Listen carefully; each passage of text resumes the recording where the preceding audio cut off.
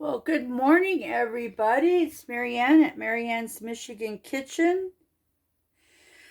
Two little burnt finger and thumb. Not too bad. So today's the last day of the year, 2024. And I have been wanting to teach you guys how to make croissant dough the cheater's way. And I got this book, I don't know, 3 or 4 years ago at Costco, and it's Sarah Keifer's Baking for the Holidays. I don't know if you'll be able to see that or not. So anyhow, inside here we have the cheater's croissant dough. And basically it takes water, yeast, flour, sugar, salt, unsalted butter to make the dough. You'll hear sometimes people say to use a non-yeast dough. That's like a puff pastry dough, but this is a croissant dough, so it has to have yeast. And then we'll do butter. But what's really nice is it gives you really nice instructions. And what I really liked about it is it gives you pictures. So I'll make sure to take a picture of that and put it on the video. So right now, I've got 4 teaspoons of yeast and 1.5 cups of warm water in this bowl getting warmed up. And then I have 1/4 cup of sugar plus 1 tablespoon of sugar and 2 teaspoons of yeast and 4 cups of flour all ready to go in.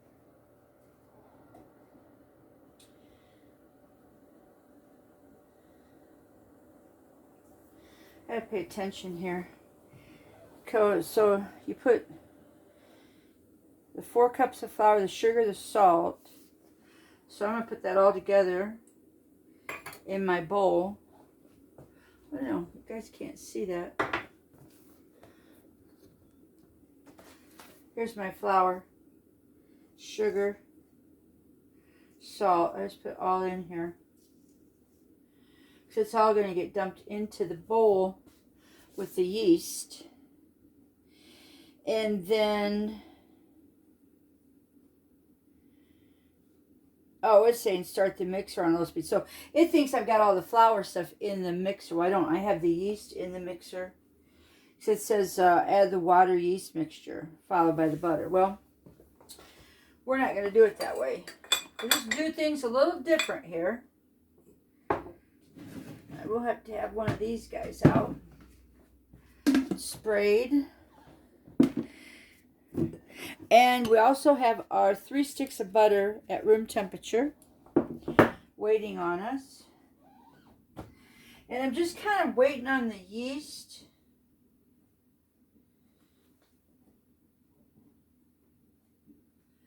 It seems to be working. So cold here today. Not too bad. More windy than anything. Let's see, maybe raise you up a little bit. And then we'll be able to tip you down. How's that? So you'll be able to see. So I have my hook.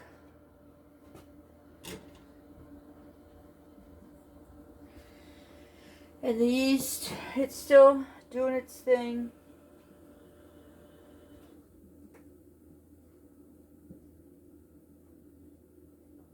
If you stare at it long enough, it will move. To get my guy out here.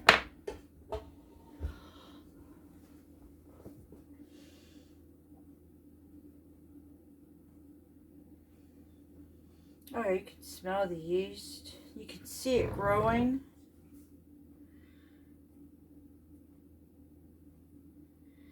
Sometimes I wonder if yeast is growing or not, if I had the water too hot. But when you look around the sides of the bowl, you can see the liquid water, and the yeast will close that gap in on there. And it's got lots of bubbles.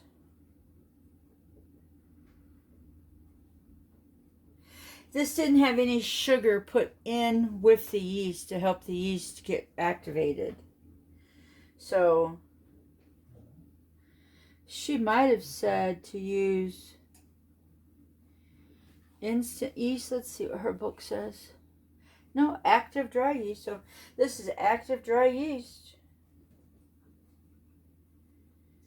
It's been cooking about 5 minutes because I kind of had a butter problem earlier. So we got that in there. I don't have a microwave. So my butter to melt, I have to put it in the toaster oven or on the stove. Well,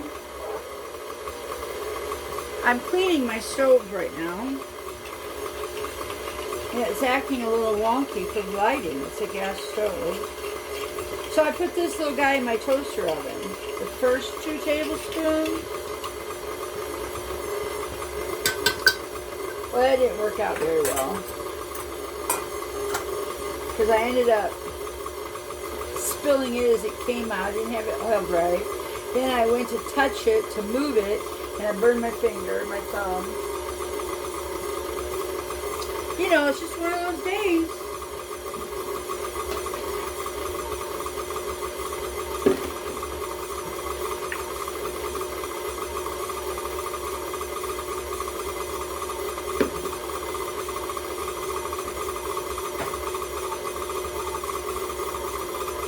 It's not that things aren't going right. It's just challenges. So now continue to mixing the ingredients for 3 to 4 minutes, and the dough will be rough and lumpy. It should be in one piece. All right, that looks pretty good to me. Rough and lumpy. All one piece. So then this has to rise for 1.5 to 2 hours. So I have my bucket greased up. Get it there. Look, that's rough and lumpy.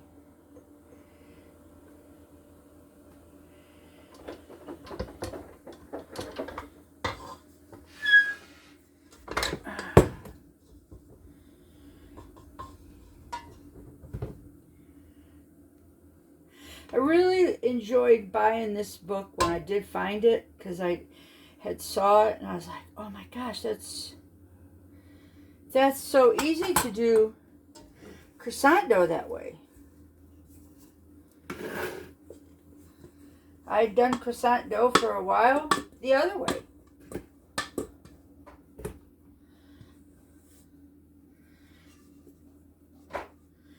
Sometimes things just happen.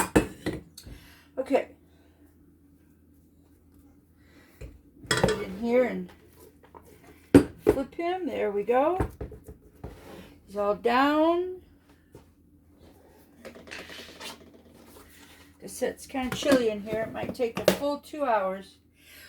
We're just under 1 quart, so it'll be just under 2 quarts when it's doubled. And when I get that part to that part, I'll be back. I think before I even do that, I have to play with the butter, so I'll be back to show you the butter before I get the dough out.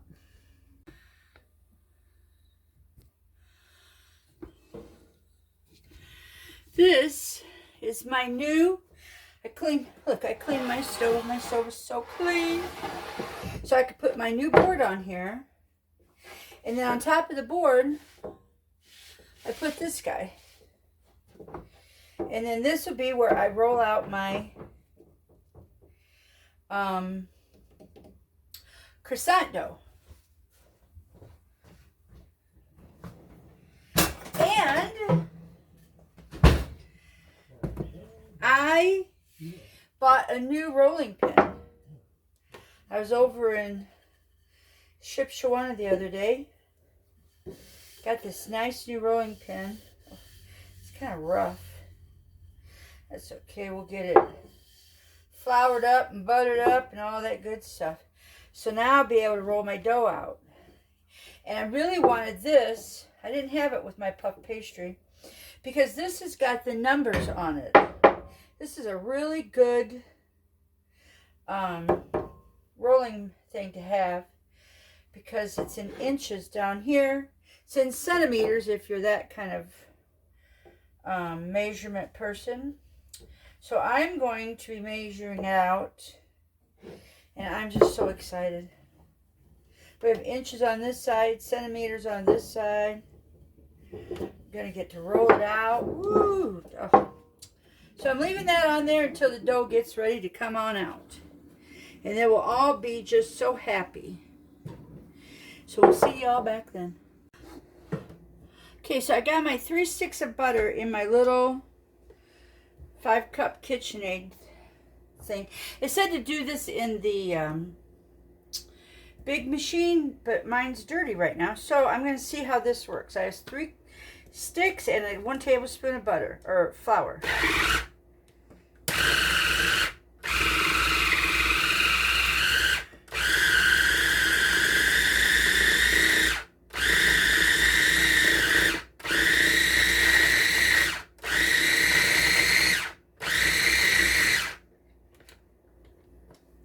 It doesn't like puree. Likes to chop.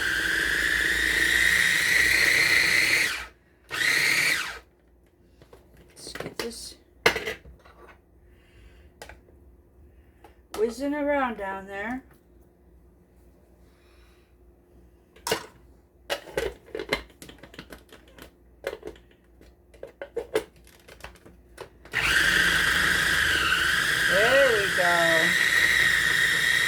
Come on. Come on. Oh, yeah. It's definitely getting it. 2 little balls left, and we're going to call it good. Get them incorporated.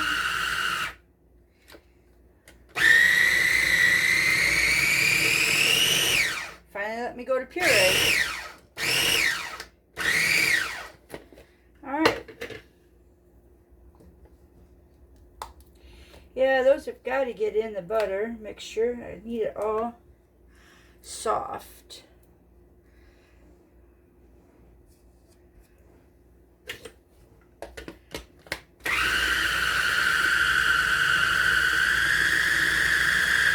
There we go.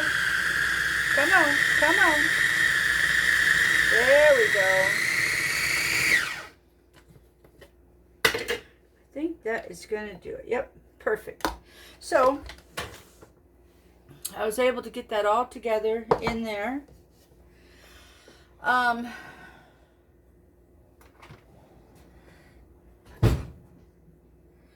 Because my dough is right about, it's just over the 1 quart.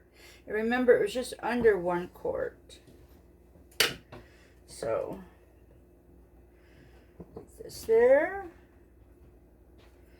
It's all cleaned off of here. Oh, this is so nice. Get this in the sink.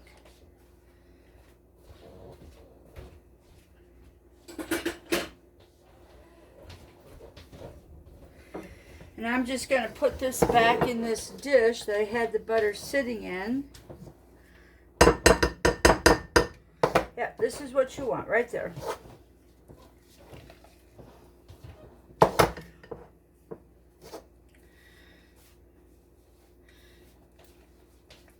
Now, if you've made croissants before and you've made them the original way, you're going to be like, oh, that's so easy. Why didn't I think of that? I know. All right, so that's just going to sit there and wait for the dough. And then we'll roll the dough out.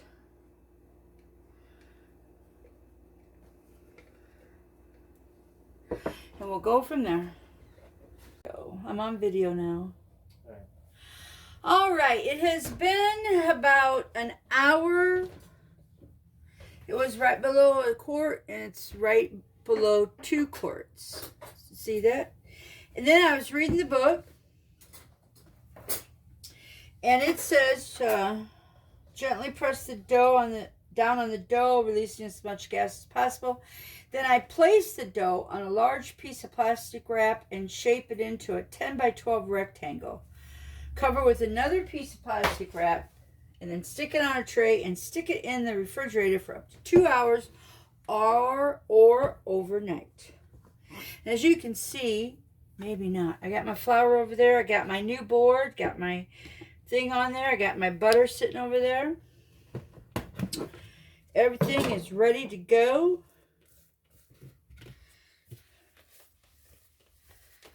This is nice and oiled. Now, it says a 10 by 12, and I'm not really rolling it. I'm just kind of shaping it for right now. Let's see, there's 12. This is why this is a really nice product to have, especially if you like things to be perfect. Me, not so much. But if I got it, I might as well use it, right? Yep, okay. See, it's like pizza dough. You're just pushing it down, getting it all in there. All right. So it says put another piece of plastic wrap in. Okay, we'll get the other piece of plastic wrap on it.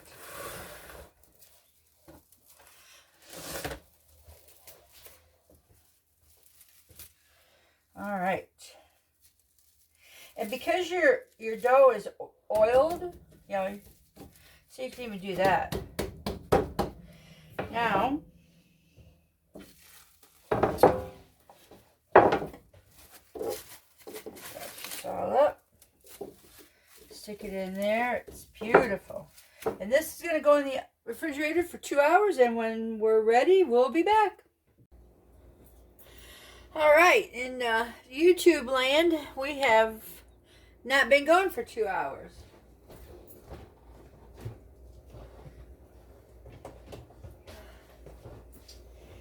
And here is the dough out of the refrigerator. It's been there for 2 hours. It puffed up, which is because of the yeast. Now, let's see what the book has to say to do. Remove the dough from the refrigerator, unwrap it from that plastic, and place it on a lightly floured surface. All right, so let's go lightly floured.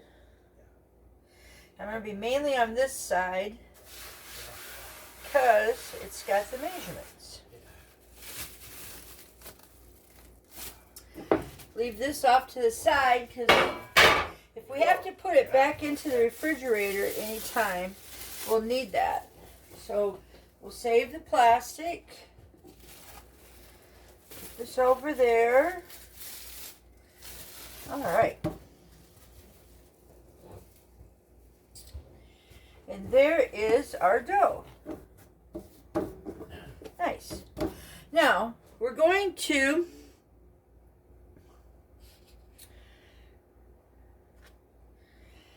got to make sure it is exactly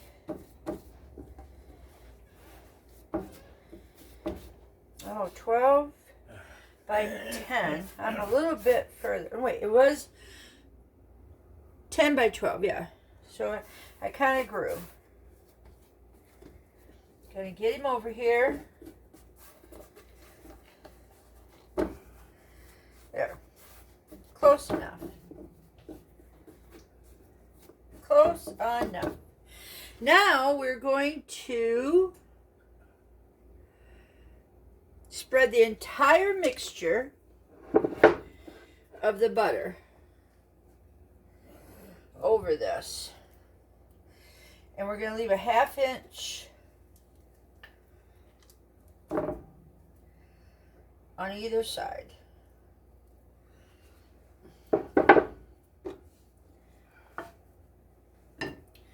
All right. Now the way to do this, the original or the old school way, is This butter is all into a big square. You gotta roll it. It's just a lot easier this way, spreading it.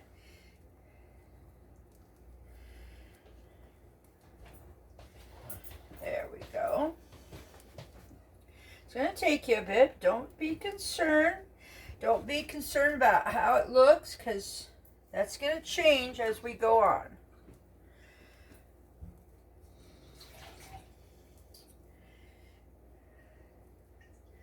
It's about 1/2 inch on all the sides. Make the first turn of the letter fold. So, this is the shorter side to me, because 10 inch. So we go over 1/3, and then we're going to fold this 1/3. Okay? And now we just got lightly floured. Now this is a little different than our puff pastry dough, because they want you to have the seam facing on your right. Well, I guess it's the same, because on puff pastry they wanted you to have the fold on the left. This is the seam.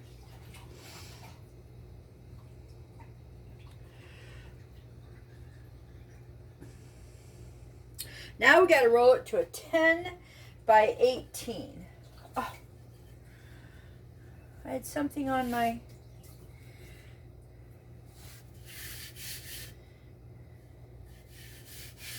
rolling pin. All right, so 10 by 18.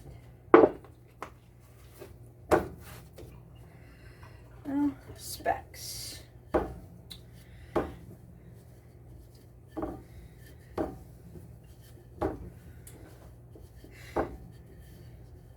I really don't like those specks in there.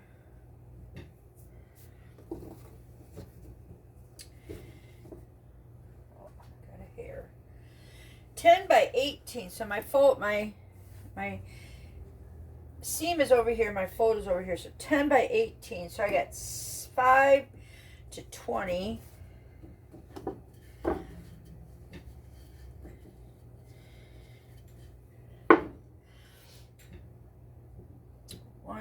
There's 10, and let's get it to 18.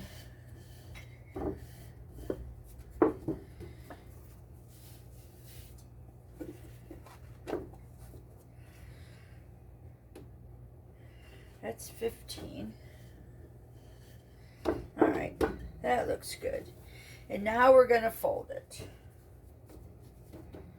in thirds again. Okay, that's the second turn.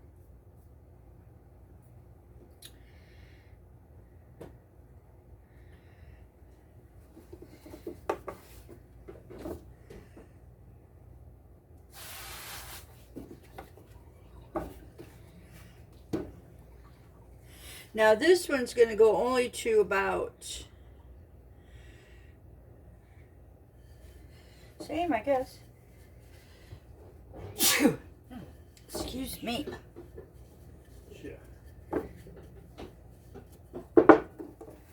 And then I'm flipping him this way because I gotta get 10 by 18. Now they say you can pour it back in the refrigerator if it needs to, if it feels like it's getting warm.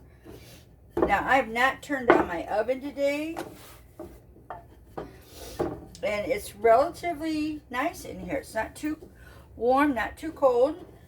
But see how that's starting to square up? So now I'm at 12 inches by 12 inches. It's rolling out nice. All right. 14 by 12.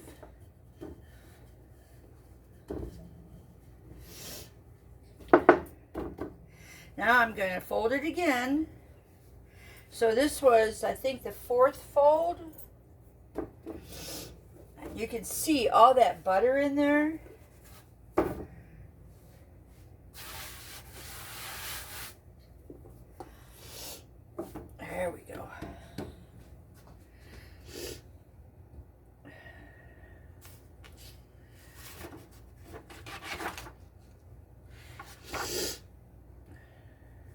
See, repeat the steps. Okay, well, I think we're pretty good here.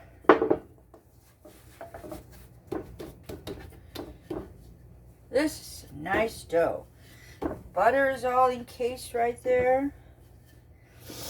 And they say you have 2 sections of this dough. Said it's going to get down to like about 8 by 16. Oh man, look at that butter.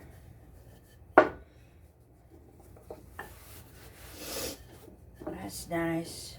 And my new rolling pin, I picked up a flat rolling pin, not my French rolling pin.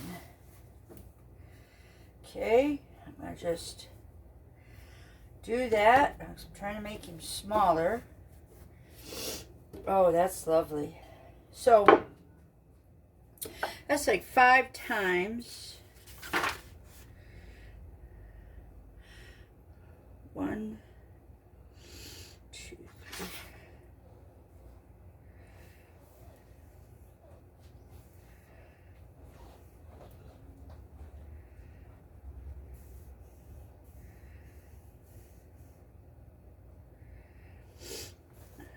Eight by 16. Okay, so I'm basically done. But why would you not want to roll it out again? Butter. We're going to stick it in the refrigerator right now. Is that right? Because we just don't want the dough to get unthawed. You need a hand? No. Okay, I got them out of the freezer. But I think what I'm going to do is I'm just going to cut this in half and stick them in the freezer because it's been a long day. It's the end of the year. And I want to do chocolate croissants, but it's already 1 o'clock at our place, so.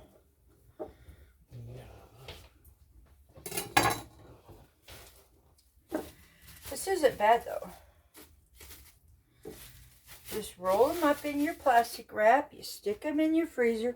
Look at all those layers. Oh, man. So many layers.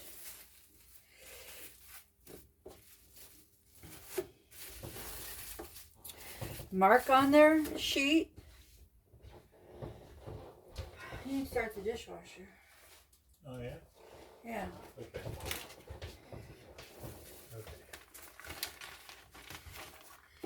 So rolling, I have raspberries in the refrigerator that I want to freezer. I want to do something with, so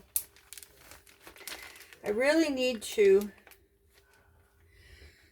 get this in the freezer, and then next time I'll put what I did at the end. All right, now the beauty about doing croissant dough or puff pastry dough or Danish dough is you can get to a point, and if you get tired or schedule conflicts or something else, like I know I was going to do chocolate croissants, but I wanted to do something with raspberries too, kind of do it all or half and half, whatever. But you can stop at a point and you can just wrap everything up, put it in a freezer bag, and freeze the dough for a couple weeks until you have more time on your hands to get to making the whatever you're going to make with the croissants. It could just be a plain croissant. But yeah, that is the beauty about getting stuff ahead of schedule and putting it in the freezer until you have time to do it. For instance, our lunch today was raviolis, cheese raviolis from August that we had in the freezer. And we had sauce in the freezer that needed to get used up. And then I had some milk that needed to get used up. And throw it all together in a skillet, and bada boom, you've got a really good meal. Now, that's why I'm tired, because I hate cheesy raviolis for lunch, and now I'm kind of tired. I'm ready for a nap, I think. Yeah. So, I'll try to remember to do it and put it at the end of this video. If not, it'll be a totally different video, and you'll just have to kind of keep watching to see where I put it. Bye.